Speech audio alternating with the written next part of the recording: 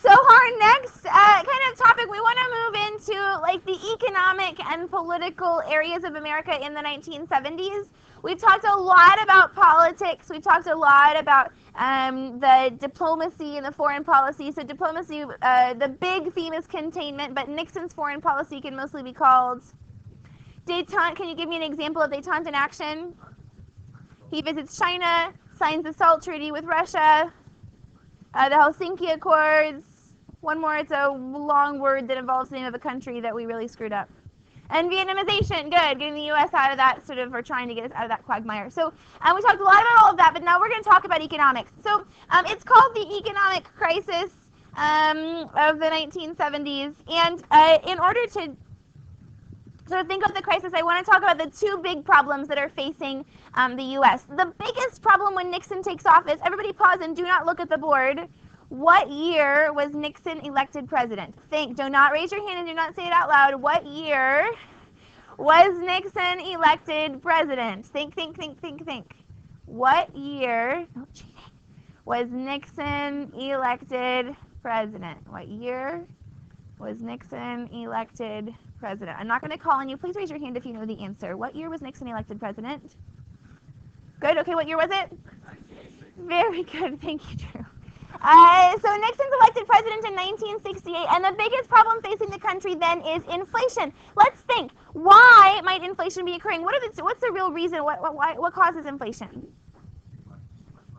You have too much money kind of floating around, right? Too many dollars chasing too few goods. So can you think of a giant thing the U.S. is spending money on in the 1960s that might have caused inflation? Vietnam, right? Also the Great Society programs, let's not forget, those are also fairly big ticket items. But so Vietnam is the biggest driver. The Great Society programs are kind of in second place. And the government is spending a whole bunch of money. So inflation is pretty high. And this is a problem because when we have inflation, what happens? Like by the nature of the word inflation, what is inflating? Prices are going up, right? Which makes it harder for people to access the goods that they need and all this business. So Nixon decides to try to address it. There's a second problem. We haven't gotten to it yet, but here we go. There's what he tries to do is, for example, he's going to cut government spending. So he's going to reduce lots of Great Society programs and their impact and the scope of their benefits to the American public. He's also going to call upon the Federal Reserve to raise interest rates. I want you to think, I'm not going to tell you yet, everybody think, why would raising interest rates help to control inflation? Think, think, think. Why would raising interest rates help to control inflation? Keep thinking. Why would raising interest rates help to control inflation?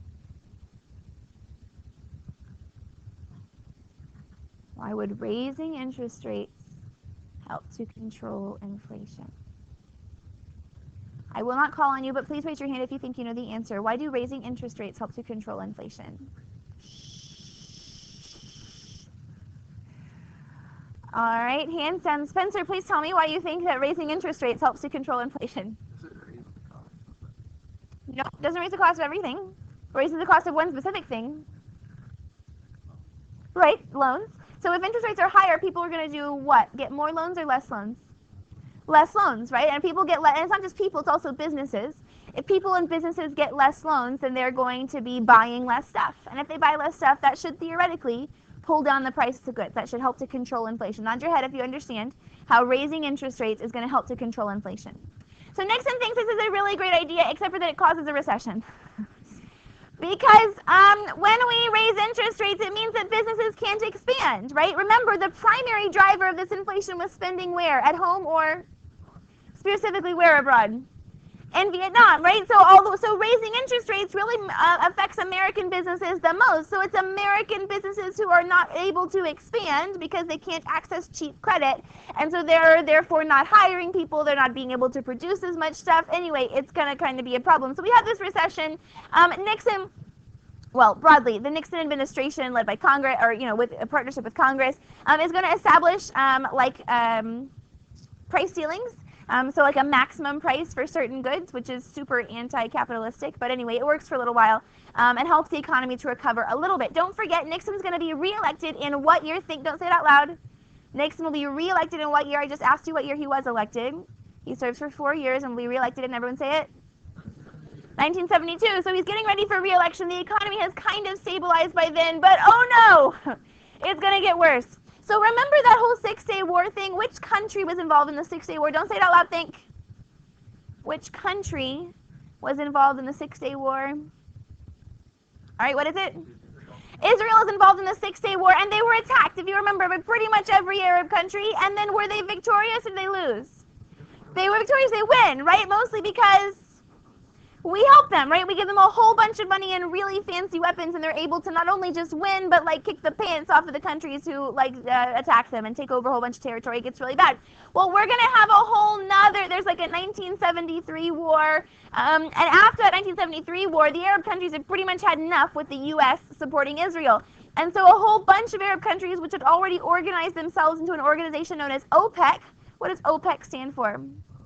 The Organization of Petroleum Exporting Countries. Yeah, OPEC decides that they are so irritated with the U.S. supporting their like arch enemy Israel that they're going to declare an oil embargo on the U.S. Now I want you to pause for a moment, and let's just remember a time when, before World War II, the U.S. was the world's leading exporter of oil.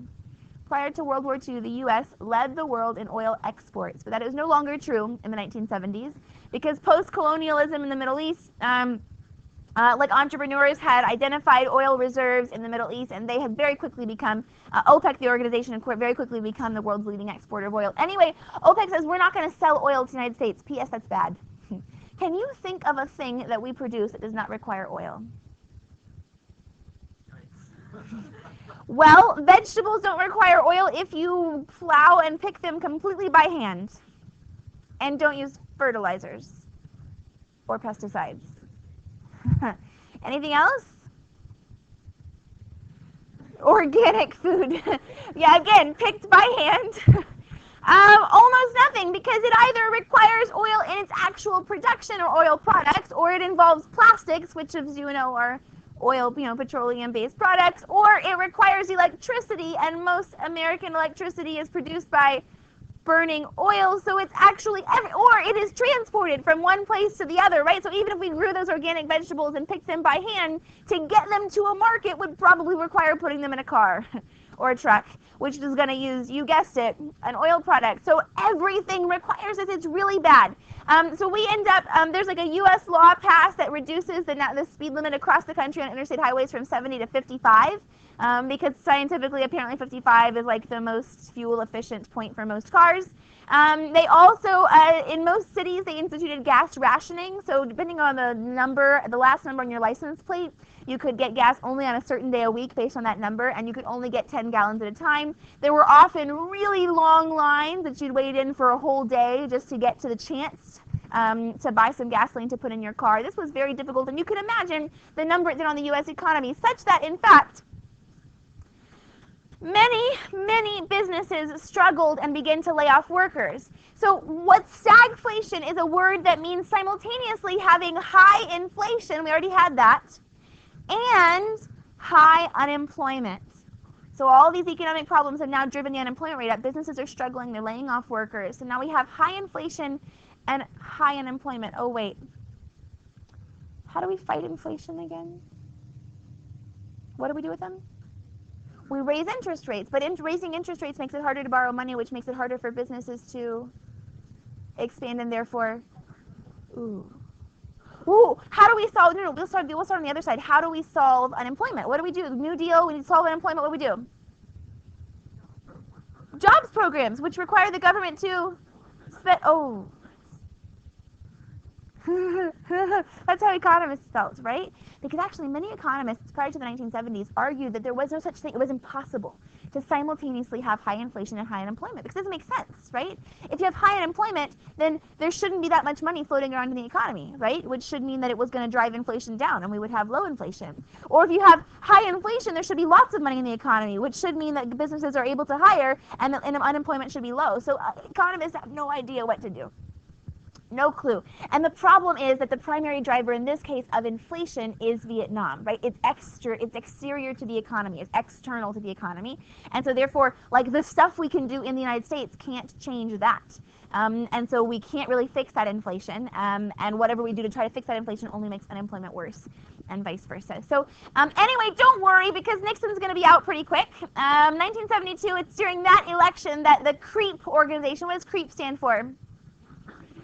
The Committee to Re-elect the President. I only wish I was making that up, or that we just figured that out after the fact. No, they actually call themselves that even then. Anyway, Nixon, his re-election campaign, CREEP, is going to decide to get the bright idea that we should illegally bug the Democratic National Committee's headquarters. That all kind of blows up in their face. Nixon is ultimately brought down. Why? Because he ordered them to bug the DNC's offices. Yeah, the cover-up, right? And the reason we knew he was involved in the cover-up was because of the existence of tapes in the White House, right? Nixon was a really suspicious guy. He literally kept an enemies list, like a list of paper that said enemies on the top, and it was anybody who had opposed him publicly. I wish I could make this up. So he was really suspicious as an individual, and he decided to have installed a recording device in the Oval Office, so that he could secretly, it's under his desk, he can secretly record every conversation that ever happens in the Oval Office. And I don't understand why he didn't think this would blow up in his face, but I think his logic was that he could use it against people. You know, if they come in the Oval Office, they say something to him in confidence, they later try to retract it, he has the tapes. He can prove to them, no, you actually said this, you can't, whatever. Well, it turns out to be a problem for him, because once the Congress finds out about the existence of these tapes, they demand them to come. And just as a review, which is the Supreme Court case that insisted that despite his claims of executive privilege, he had to turn over the tapes? U.S. v. Nixon, right? So the Supreme Court in U.S. v. Nixon says, yeah, executive privilege, but you still have to do what the Congress asks you to do. You still have to, comply with this investigation. Nixon realizes he's totally screwed. By the way, although he does eventually turn over the tapes, first he turns over a transcript of the tapes typed by his office. Then he turns over, and they're going, no, we need the tapes. And then so then he sends cuts of the tapes, like excerpts, and they go, no, we need the tapes for real. And then he sends over, and that's when it goes to the Supreme Court. So finally he sends over the actual tapes, but there is a chunk of time missing, and now I can't remember how long it is, 15 minutes, give or take, whatever. And the explanation for that, I kid you not, well, when our secretary was copying the tapes, because this is the old days, so they literally had 2 tape recorders, and you had to push record on both of them at the same time, and that's how it worked. Well, when our secretary was making the copy, she got a phone call, and you know how women are on the phone, they just get, caught up in their conversations, they're distractible, and she just hit record instead of pause and recorded over. It was a 17-minute phone call or whatever it was, and that's how it got lost. So sorry, oops. In any case, so a little bit of the tapes are lost, but what was given to Congress was enough to show that Nixon was guilty of that cover-up. So he resigns in 1974, right? He serves for 6 years. He resigns in 1974, and Gerald Ford becomes the president then, but Gerald Ford was definitely not Nixon's vice president when he ran for office in 1972. So Gerald Ford, in fact, then is the only U.S. president never to have been elected to national office. He was never elected either president or vice president. And it's an interesting story. Again, I wish I could make this up. So Spiro Agnew, which is a fun name anyway, Spiro, S-P-I-R-O, Spiro Agnew, A-G-N-E-W, was Nixon's original vice president. He was the one that ran in 1972. But Spiro Agnew was forced to resign about a year prior to the Watergate scandal because of unrelated corruption charges. Nixon's friends are so corrupt that his vice president already has to resign because of some other scandal that was not related to Watergate. And so then the vice presidency is vacant, and so Nixon had to appoint someone to fill that seat. Well, Congress is already kind of irritated with Nixon at the point. They basically tell him, you're appointing Gerald Ford, we like this guy. So Gerald Ford then is appointed, becomes the vice president just by appointment, and ultimately becomes the president when Nixon resigned. So Gerald Ford was never elected. So Gerald Ford's very first act as president is to pardon Nixon. And this is really controversial because it kind of makes Nixon above the law, right? Many of Nixon's aides or staff members had actually gone to jail for perjury and other obstructing justice, all these other charges. But Nixon is pardoned by Ford. Now, I will tell you that you don't have to agree with me, but it is my personal opinion that Ford made the right decision. Ford's argument was, listen, what good's it going to do us? The country is already so divided. We can't agree on anything. We need to move forward. And it's just going to divide the country more. It's going to make us the laughingstock of the world to have a former U.S. president on trial and potentially in jail. That's not going to do us any good. Let's move on. He didn't kill anybody. He committed political crimes, but he's out of office. He can't hurt politics anymore. Let's move on. But it was very controversial. Then Ford tries to solve the economy. He has a really kind of catchy little slogan. He says, we're going to whip inflation now. We're going to win! Exclamation mark. The buttons said win! Exclamation mark. Unfortunately, we were not as capable of whipping inflation now because remember, we don't just have inflation, we have stagflation, which is very difficult to deal with. Anyway, so Ford is not reelected. He runs for office in 1976, but is not reelected. So he loses. And he loses to this guy, Jimmy Carter.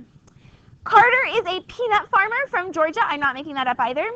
He is a peanut farmer from Georgia. He had never been elected to national office, so he is not in Washington at any point in his life. And that is exactly why he's elected. People in the United States are so fed up with Washington, D.C. and all of these, politicians and their corruption and their connections with Nixon, and they're just done with all of it. And so they really like this guy, Carter, who has nothing to do with any of that, except for he also means he has no idea what the heck he is doing. He is a really, really nice guy. He is a really, really nice guy, and he's like an evangelical Christian. Even some Republicans, like a significant number of Southern voters actually vote for Carter because he's like super evangelical and also a really nice guy and from the South, so he gets a lot of those kind of crossover votes. And I just can't tell you how nice of a guy. To this day, he's in his 90s, and he still teaches Sunday school at his church every single Sunday, and he helps build Habitat for Humanity houses. It's adorable. He just finished fighting brain cancer, but continued to teach Sunday school throughout the entire process. His only real accomplishment, all kinds of failure, failure all the way down. His only real accomplishment, is the Camp David Accords, but we should pause and say that the Camp David Accords are awesome because it took Israel, remember, everybody in the Arab world hates them at this point, and Egypt, a leader in the Arab world who had actually attacked Israel on more than one occasion. He takes those two leaders, brings them to Camp David, the presidential retreat, and he asks them to come to some sort of peace agreement. And it's supposed to last a couple of weeks, a couple of days into the agreement. The Egyptian guy, I can't remember his name right now, he storms out of the meeting room. And he's like, I can't do this, and I'm leaving, and we're never going to see eye to eye, and they're, bad people, and they're taking our land, and whatever it is. And he's packing his stuff up, he's telling his aides all these orders, and here comes Carter.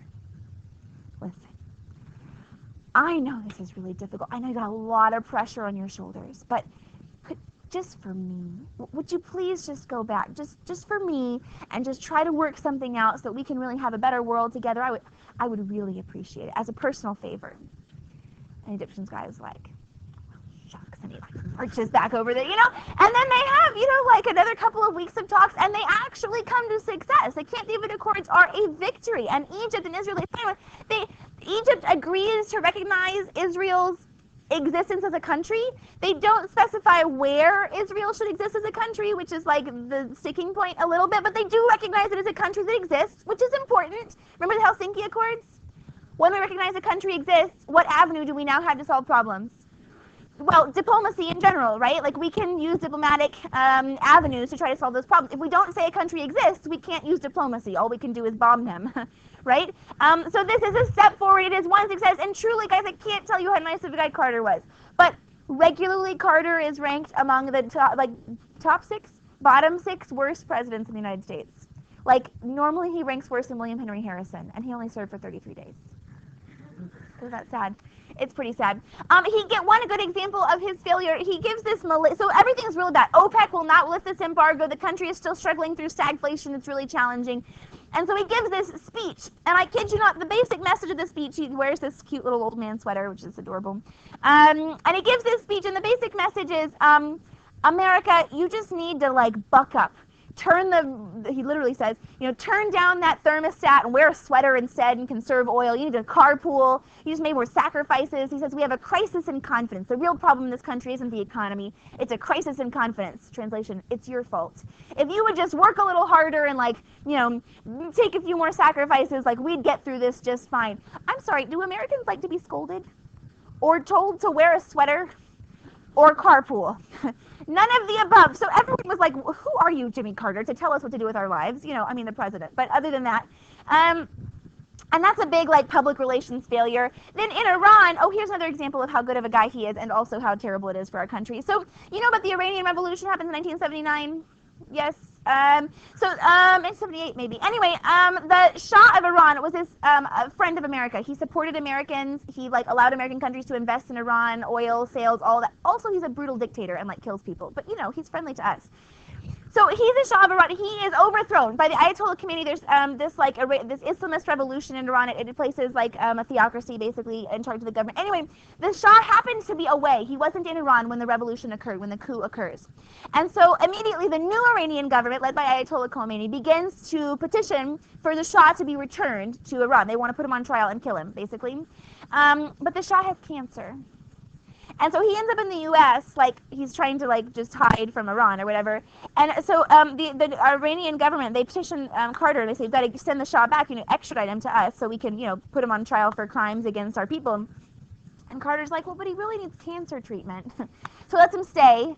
And as an almost direct result of that, we have the Iranian hostage crisis, where they storm the U.S. embassy and take all these hostages, and they're kept for 444 days, and Carter can't solve it. Anyway, it's pretty rough. Poor Carter. But that's the end of the 1970s. Next, we're going to get Ronald Reagan. A new day. It's morning in America. We'll pick up all of that later. But tomorrow, we're going to do some more short answer practice.